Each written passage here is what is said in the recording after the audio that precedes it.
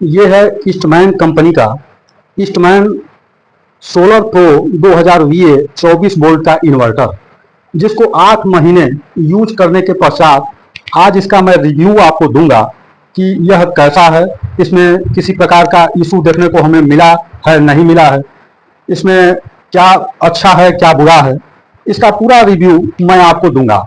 आज के इस वीडियो में महेंद्र रस्तोगी जी ने हमसे कमेंट करके पूछा है कि सर इसमें बैक पैनल पर जो बटन्स दिए हुए हैं उसका कैसे यूज करना है, इस पर मैं आपको डिटेल में बताऊंगा और यह भी बताऊंगा कि यह 8 महीने, क्योंकि 25 दिसंबर को हमने इसको परचेस किया था और 8 मंथ के करीब में यह होने वाला है और इसका किस प्रकार का परफॉर्मेंस रहा है, यह आपके लिए उपयोगी है नहीं है, इसमें पूरी बात मैं आपको डिटेल में बताऊंगा। क्योंकि हमारे वीडियो बनाने का मकसद यही होता है कि पहले हम उसका यूज करके तब आपको बताते हैं कि यह आपके लिए उपयोगी है नहीं है। पूरी बात मैं ऑनेस्टी से आपको बताऊंगा। तो चलिए एक एक करके इसमें हम आपको बता रहे हैं कि कौन कौन सा बटन है और उसका क्या महत्व है। इसमें आप देख सकते हैं, सबसे पहले इसमें एसी आउटपुट के लिए एक सॉकेट दिया हुआ है। जब आप इसमें प्लग इन करते हैं, इसमें दाहिने साइड में जो ये देख रहे हैं यह प्लस होता है और इसके बाएं साइड में यह माइनस होता है। तो एक तार ही इसमें से आपको लेके, जो इन्वर्टर का तार कहा जाता है, अपने घर में की वायरिंग में इंसर्ट करते हैं, जोड़ते हैं। उसके बाद आपका एक एसी इनपुट होता है, आप इसको देख सकते हैं।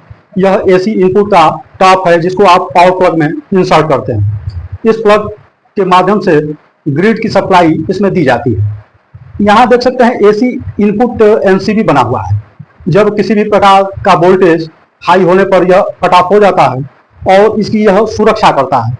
तो इसमें से यह प्रोटेक्शन आपको पहले से ही दिया हुआ है।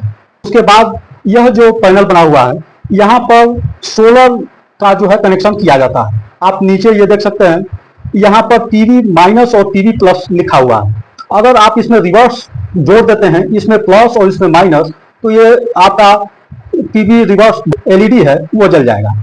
और इसमें जब भी आप लगाएंगे, माइनस इसमें आपको लगाना है, तो है सोलर के पॉजिटिव को इसमें लगाना है। तो आप समझ गए, सोलर का पॉजिटिव इसमें लगाना है और सोलर का निगेटिव इसमें लगाना है। ये अगर गलत लगाते हैं तो लगेगा नहीं, यह लाइट जो है ब्लिंक करने लगेगी और आपको पुनः उसको चेंज कर लेना है। और अगर गलत भी आप लगा रहे हैं तो किसी प्रकार का कोई हानि होने वाला नहीं है। तो यह आपको जो सोलर के माध्यम से जो पैनल से आप इसमें ले रहे हैं, इसमें आपको लगा देना है। अब ऊपर आते हैं, ये 6 जो है आपको बटन्स देखने को मिलता है। इसको एक एक करके हम आपको बता दे रहे हैं।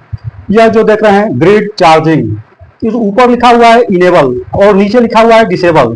तो अगर आप ग्रिड के माध्यम से अपने बैटरी को चार्ज रखना चाहते हैं, चार्ज करना चाहते हैं, तो आपको इनेबल पर ही रखना होगा। इसको ऊपर आप कर देंगे। इसमें बहुत छोटा स्विच दिया हुआ है, इसको आप ऊपर कर देंगे या टेस्टर से या कोई भी पिन के माध्यम से इसको ऊपर नीचे आप कर सकते हैं। क्योंकि यह हाथ से आप इसको ऊपर नीचे नहीं कर सकते हैं। तो यह इनेबल अगर रखना है, ग्रिड की चार्जिंग आपको लेना है तो आपको इनेबल रखना है। अगर ग्रिड की चार्जिंग, ग्रिड से चार्ज नहीं करना है तो इसको डिसेबल कर देंगे। आप पहले बटन के बारे में आप समझ गए। अब दूसरे बटन में ये वाइड लिखा हुआ है और इनपुट वोल्टेज और ये जो है नैरो दिया हुआ है। अब इसके बारे में जान लीजिए। अगर आप को कोई इस पर हैवी लोड चलाना है तो इसमें वाइड पर ही आप रहने देंगे, और अगर इसको यूपीएस मोड में आपको चलाना है तो इसको नैरो पर रहने देंगे। इन दोनों बटन का मतलब ये है, जैसे मान लीजिए कि आपको कोई हैवी लोड चलाना है, चूंकि ये 2000 VA का इन्वर्टर है, जैसा कि आप जानते भी हैं, पिछले वीडियो में हमने बताया भी। तो इसमें अगर आपको कोई हैवी लोड, जैसे मान लीजिए कि आप अभी समरसेबल या कोई और इसमें संचालन करना चाहते हैं, तो इसको आपको ऊपर रखना होगा और कंप्यूटर वगैरह आपको चलाना है तो इसमें नीचे रखना होगा। इस बात को आप समझ गए। और होम अवे दिया हुआ है, जो एनेबल और डिसेबल इसमें दिया हुआ है। तो इसमें जो है इसको हमेशा, जैसे मान लीजिए कि आप घर पर हैं तो इसमें जो है डिसेबल इसको रखेंगे, और घर से आपको 2, 4, 10 दिन 12 दिन बाहर जाना है तो इसको इनेबल कर देंगे। इससे क्या होता है कि आपकी बैटरी की प्रोटेक्शन होती रहती है, बैटरी डीप डिस्चार्ज में नहीं जाता है, जिससे बैटरी का लाइफ बना होता है। तो यह जो है आपको होम अवे, अगर घर से बाहर जाना है तो इसको इनेबल पर नीचे रखना है। अगर घर में लगा हुआ है, आप रह रहे हैं, तो इसको डिसेबल ही रहने देंगे। यह आप समझ गए। उसके बाद ये इस मोड पर आप आएंगे, यहाँ ऊपर लिखा हुआ है इंटेलिजेंट मोड सोलर और हाइब्रिड मोड। यह मोड चेंज करने के लिए दिया हुआ है। जैसे इंटेलिजेंट मोड पर आप इसको रखेंगे और हाइब्रिड मोड पर आपको रखना होगा तो नीचे आप कर देंगे और ऊपर जो है इंटेलिजेंट मोड पर रखेंगे। तो इसको आप इंटेलिजेंट मोड पर ही रख सकते हैं, इसको ऊपर आप कर दें।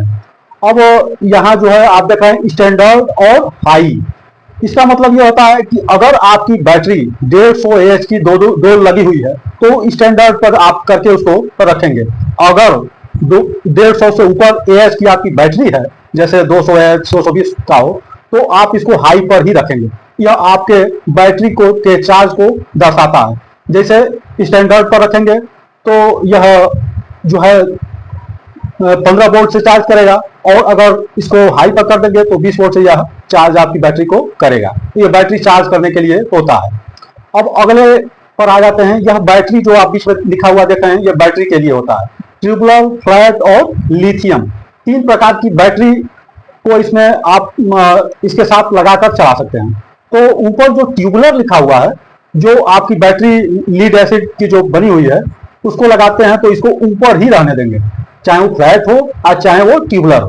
और अगर लिथियम बैटरी है, लिथियम फास्फेट की जो सूखा बैटरी जिसको कहा जाता है, अगर उस बैटरी को लगाते हैं तो इसको नीचे आपको कर देना है। उसके बाद उसको लगाकर इसमें चार्ज कर सकते हैं। जैसे आजकल आप देख रहे होंगे कि लिथियम बैटरी का यूज लोग करना काफी पसंद करते हैं और हल्का होता है, उसकी ड्यूरेबिलिटी अधिक होती है। मान लीजिए अगर यह बैटरी आपका 4 साल 5 साल चलता है तो 10-12 साल चलता है। तो थोड़ा सा इस समय उसका हाई प्राइस है, लेकिन भविष्य में जब कम हो जाएगा तो यह एक ही इन्वर्टर लेंगे, उसको वो भविष्य में इसको चेंज नहीं करना है। ट्यूबुलर बैटरी जो आपको चल रही है उसको आप अगर हटा देते हैं, लिथियम की बैटरी आप लगा देते हैं तो इस पर आप यूज ले सकते हैं। इसी इन्वर्टर आपको चेंज नहीं करना है। तो यह एक बहुत अच्छा इसमें दिया हुआ है। नीचे आपका यह फैन बना हुआ है जो कूलिंग फैन कहा जाता है। इसमें 2 फैन दिया हुआ है। एक फैन आप देख सकते हैं यहाँ पर है और इसके बैक साइड में है। ये 2 फैन हैं जो इसको ठंडा रखने के लिए, चूंकि यह हीट होता रहता है तो इसमें यह उसको अंदर जो मॉस्फेट वगैरह लगा हुआ है उसको ठंडा करने का कार्य करता है। दोस्तों हम आपको बता दें कि यह इन्वर्टर 8 महीने हमको यूज करते हुए हो गया है। इसमें किसी भी प्रकार की कोई भी समस्या अब तक हमको देखने को नहीं मिली है और बहुत ही बढ़िया यह कार्य करता है। चूंकि आज इसको हम नीचे उतार कर साफ सफाई कर रहे थे तो कहे कि आपको एक वीडियो के माध्यम से, चूंकि महेंद्र रस्तोगी जी ने यह कमेंट किया था कि सर इस पर एक वीडियो बना दें ताकि इसके बैक में क्या क्या है हमको जानकारी हो सके। तो इसके बैक में हमने आपको एक एक करके बता दिया है, यही आपको देखने को मिलता है। जैसे हमने अभी आपको बताया उसी प्रकार से आपको इन बटन्स को रखना है। इस बात का आप ध्यान रखेंगे, इसमें किसी प्रकार का कोई दिक्कत नहीं है, आप इसको बड़ी आसानी से कर सकते हैं। एक टेस्टर या छोटा जो है पेचकस या कोई पिन के माध्यम से इसको आप ऊपर और नीचे कर सकते हैं, बड़ी आसानी से हो जाएगा। एक पेचकस के माध्यम से इन दोनों को आप स्वयं कर सकते हैं। चूंकि दोस्तों जो भी इन्वर्टर या अप्लायंस हैं, इतना तो आपको ज्ञान होना ही चाहिए कि इसका कैसे हमको लगाना है, कैसे इसको निकालना है।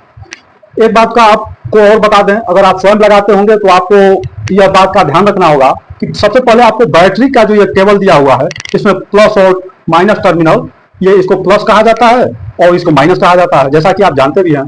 तो इस पहला कनेक्शन इन दोनों का ही किया जाता है। सोलर का उसके बाद करेंगे, क्योंकि अगर ऐसा आप नहीं करते हैं तो इसमें फॉल्ट आने की संभावना होती है। तो आप पहले इसका कनेक्शन करेंगे, बैटरी का कनेक्शन करेंगे, उसके पश्चात ही आप इस सोलर का प्रयोग करेंगे, जिससे कि इसमें किसी प्रकार का फॉल्ट न हो। अब इसका बात कर लेते हैं दोस्तों, इतने दिन हम यूज करने के पश्चात इसमें हमको क्या देखने को मिला है। दोस्तों अब तक हमें किसी भी प्रकार की कोई समस्या देखने को नहीं मिला है, सच्चाई यही है।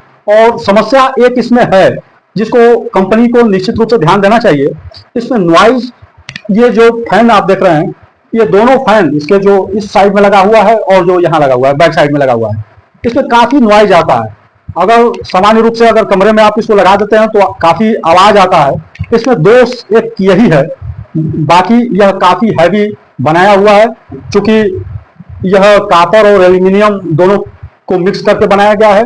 इसका परफॉर्मेंस बहुत ही अच्छा है, 2000 वाट तक जो है यह सपोर्ट करता है।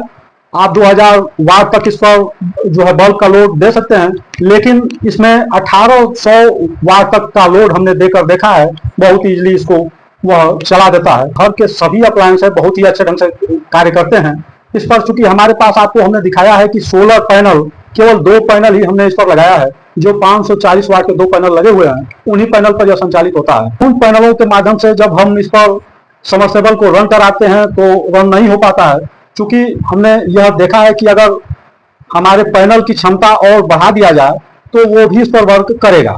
क्योंकि जो दोस्तों यह PWM टेक्निक का जो है इन्वर्टर है। PWM टेक्नोलॉजी में जो आपका पैनल होता है, उस करंट आता है, उसको बहुत बढ़ाता नहीं है, या उसका जो MPPT चार्ज कंट्रोलर आता है, वह उसका 3 गुना तक बढ़ा के सोलर पैनल को चार्ज करता है। तो अगर हम यह कहेंगे आपसे कि अगर इसको आप लेते हैं, इसमें आपका दोनों समस्या का हल हो जाता है। मान लीजिए यह लगभग 12,000 के करीब में आपको देखने को मिलता है। अमेजन और फ्लिपकार्ट पर आप लोकल मार्केट में भी इसको जानकारी कर सकते हैं कि यह आपके यहाँ कितने का मिल सकता है, और जहां आपको सस्ता लगे इसको ले सकते हैं। लेकिन MPPT जो इस समय का चार्ज कंट्रोलर है, वह बहुत ही अच्छा वर्क करता है। इस पर भी आप उसको लगा सकते हैं। इसको हमने लगाकर भी पिछले वीडियो में आपको दिखाया है। अगर वह वीडियो आपने नहीं देखा है तो उस वीडियो को जाकर देख सकते हैं।